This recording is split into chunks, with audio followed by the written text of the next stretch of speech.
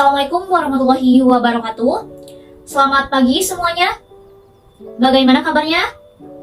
Alhamdulillah sehat semua ya. Baik, sebelum ke pembelajaran, marilah kita membaca doa terlebih dahulu ya. Untuk baca doa, silahkan disiapkan oleh KM-nya. Rifki, silahkan.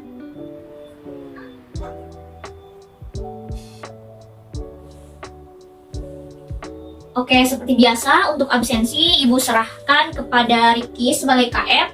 Nanti di akhir pembelajaran seperti biasa kamu serahkan kepada Ibu ya. Oke, terima kasih Rifki.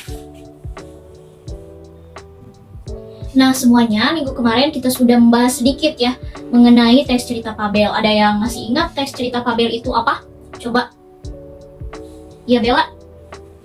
Ya betul, jadi teks cerita fabel adalah teks rekaan atau teks fiksi di mana pada teks ini tokoh atau penokohnya itu hewan yang mempunyai sifat layaknya seperti manusia. Nah minggu kemarin juga kita sudah membahas mengenai tokoh atau penokohan atau bisa kita sebut dengan watak ya dalam teks cerita fabel. Ada yang masih ingat? Mungkin ada 3 ya, coba ada yang masih ingat?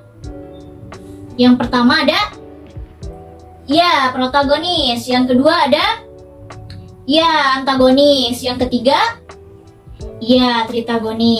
Oke, Ibu akan sedikit mengulas ya mengenai penokohan atau watak dalam teks cerita fabel. Yang pertama itu ada protagonis. Nah, protagonis ini adalah tokoh atau watak yang mempunyai sifat baik. Biasanya itu terdapat pada tokoh utama atau pemeran utama. Yang kedua yaitu ada antagonis. Nah, antagonis ini merupakan tokoh atau penokohan yang mempunyai sifat jahat. Nah, yang ketiga yaitu ada tritagonis. Nah, tritagonis ini merupakan penengah dalam cerita di mana ia tidak memihak dari salah satu antagonis maupun protagonis. Oke, semuanya setelah kita mengulas sedikit mengenai materi yang minggu kemarin kita pelajari, pada hari ini Ibu ingin membahas mengenai latar pada teks fabel, kemudian ciri-ciri pada teks fabel dan juga struktur pada teks fabel. Nah, ada yang tahu tidak latar itu apa? Coba. Ada yang tahu? Tidak ada. Oke, Ibu akan menjelaskan ya. Jadi, latar itu adalah suatu gambaran pada peristiwa mengenai tempat, waktu, dan juga situasi yang terjadi pada sebuah cerita atau pada sebuah peristiwa. Nah, kemudian pada teks fabel ini itu ada tiga latar. Yang pertama itu ada latar suasana, kemudian latar tempat, kemudian latar waktu. Nah, ada yang tahu apa yang dimaksud dengan ketiga latar tersebut? Coba. Tidak ada yang tahu juga. Oke, Ibu akan membahasnya ya. Nah, yang pertama itu ada latar suasana. Latar suasana ini adalah yang menjelaskan mengenai sebuah keadaan atau suasana tokoh dalam sebuah cerita fabel. Contohnya, keadaan sedih, suasana sedih atau suasana senang, suasana takut, ketakutan, cemas, dan lain sebagainya. Itu yang dimaksud dengan latar suasana. Jadi keadaan hati sebuah tokoh pada teks cerita itu yang dinamakan oleh latar suasana. Yang kedua itu ada latar tempat. Nah, latar tempat itu adalah yang menjelaskan atau yang menggambarkan tempat kejadian dalam sebuah cerita. Contohnya di sungai, di rumah, di padang rumput, di hutan, dan lain sebagainya. Itu yang dimaksud dengan latar tempat. Jadi terjadinya sebuah cerita tersebut itu di mana? Entah itu di hutan, misalkan pada teks Kancil. Nah, kebanyakan kan di hutan. Jadi itu yang dimaksud dengan latar tempat. Nah, yang ketiga itu ada latar waktu. Latar waktu ini digunakan untuk mendeskripsikan sebuah waktu. Waktu terjadinya peristiwa yang terjadi pada teks cerita fabel. Contohnya pada malam hari, pada siang hari, pada pagi hari, sore hari. Nah, itu yang dimaksud dengan latar waktu. Contoh kalimatnya misalkan, pada suatu pagi atau pada hari ini si kancil, atau pada siang hari ini sang kancil dan buaya. Nah, itu merupakan latar waktu. Apakah kalian paham? Nah, alhamdulillah kalau sudah paham. Kita lanjut ya ke ciri-ciri teks fabel. Nah, ada yang tahu ciri-ciri teks fabel itu apa saja? Coba. Ya betul, yang dikatakan oleh Lala itu termasuk kepada ciri-ciri teks fabel, yaitu teks fabel tergolong kepada dongeng. Betul, itu karena teks fabel itu merupakan suatu rekaan ya, bukan fakta. Sedangkan dongeng itu juga sebuah rekaan yang dibuat oleh manusia atau hasil imajinasi manusia. Nah, betul yang dikatakan Lala. Kemudian yang kedua itu, ada yang tahu? Tidak ada. Oke, tokoh fabel itu terdiri dari binatang. Jadi semua tokoh yang ada di dalam cerita teks fabel itu binatang semua ya? Ya. Nah, yang ketiga itu karakternya itu menyerupai manusia atau mewakili manusia. Misalkan kita kan sudah membaca teks fabel yang sudah Ibu kasih ke kalian minggu lalu. Pada cerita Kancil dan Buaya, apakah ada manusia?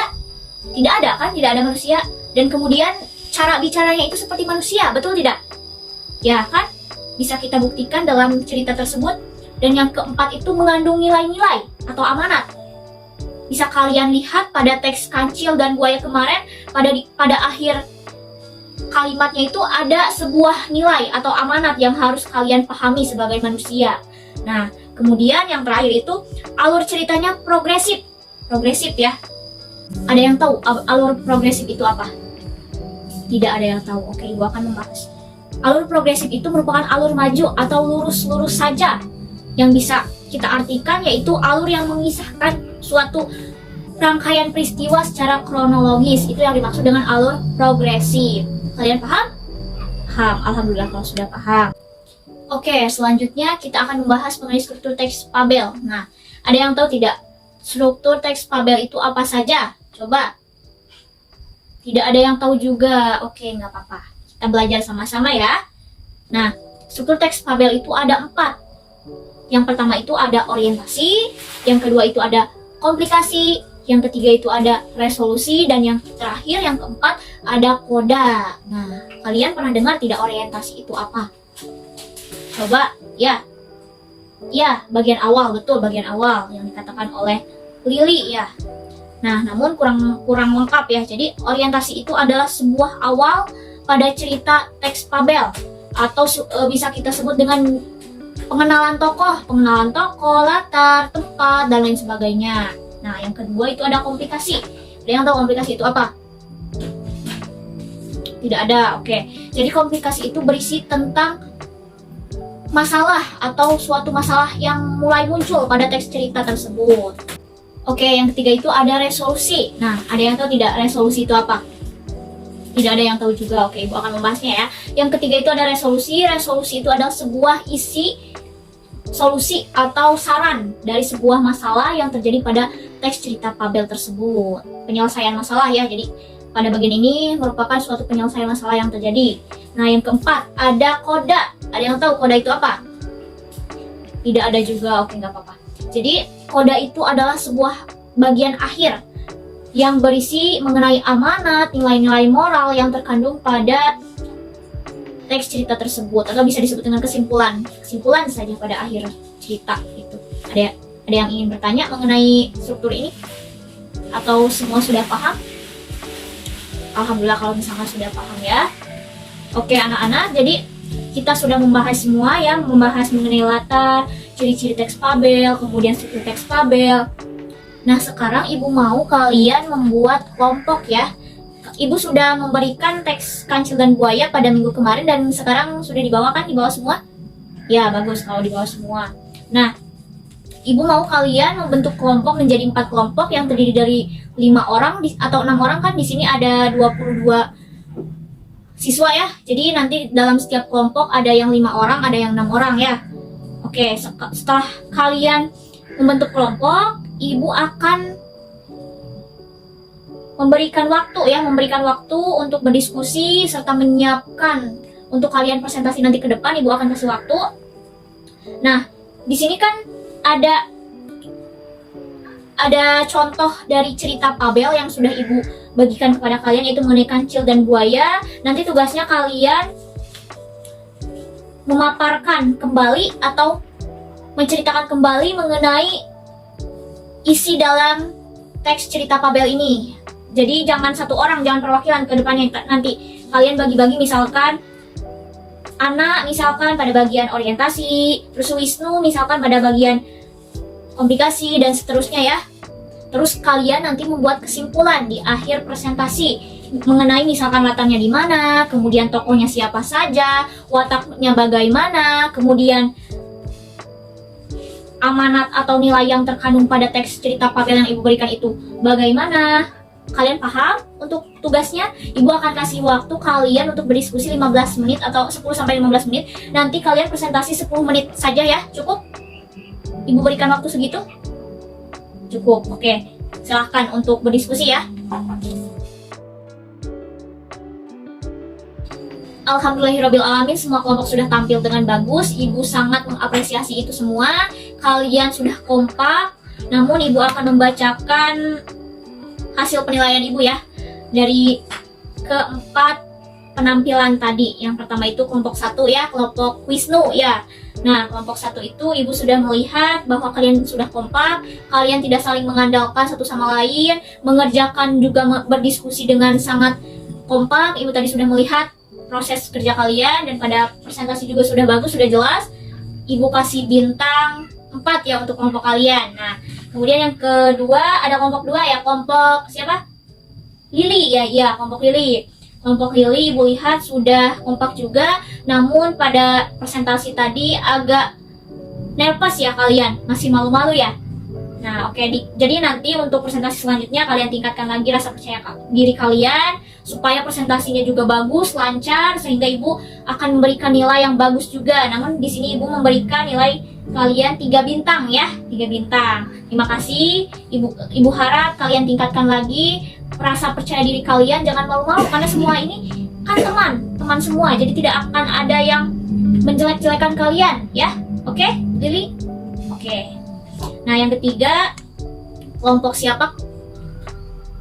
Kelompok Rifki ya, kelompok Rifki. Kelompok Rifki ibu lihat tadi sudah kompak juga, kemudian sudah bagus presentasinya, sudah bagus. Ya, sudah bagus, dan ibu kasih bintang 4 ya, sama kayak kelompok 1.